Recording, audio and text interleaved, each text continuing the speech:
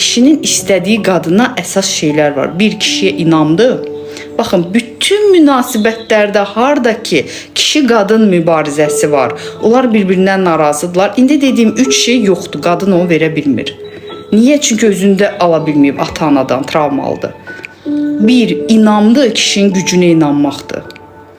2, kişini qəbul eləməkdir və kişini deməkdir ki, mən görürəm sənin uğurunu.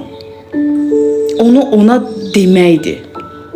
Bunu qadın verə bilmirsə, kişi qidalanmır. Bu təməldir. Və kişi neyniyir?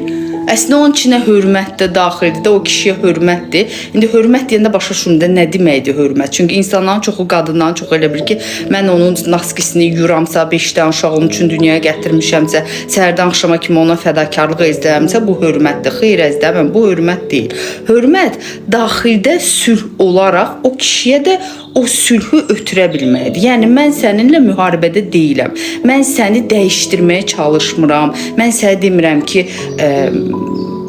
başqa cür ol, məni istədiyim kimi ol, sənə pretenziyamı. Çünki kişini normalda baxır, tanış olurlar, hər şey əladır. Sonra başlayır içindəki o qaynar vulkan püskürməyə.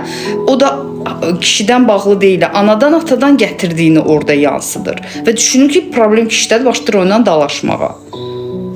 Kişidə də eyni qaydadadır. Sadəcə qadının içində elə bir güc var ki, qadın kişini yönləndirə bilir. Qadın kişinin şuuraltı proqramlarını dəyişə bilir. O qədər güclüdür qadın. Pisi də odur ki, qadının o deyir, tərsi də pisdir. Qadın çox gözəl yaradır, necə ki, övladı dünyaya gətirir. Düşünün ki, bir insan dünyaya gətirir. Pisi də odur ki, çox pis dağıdır qadın.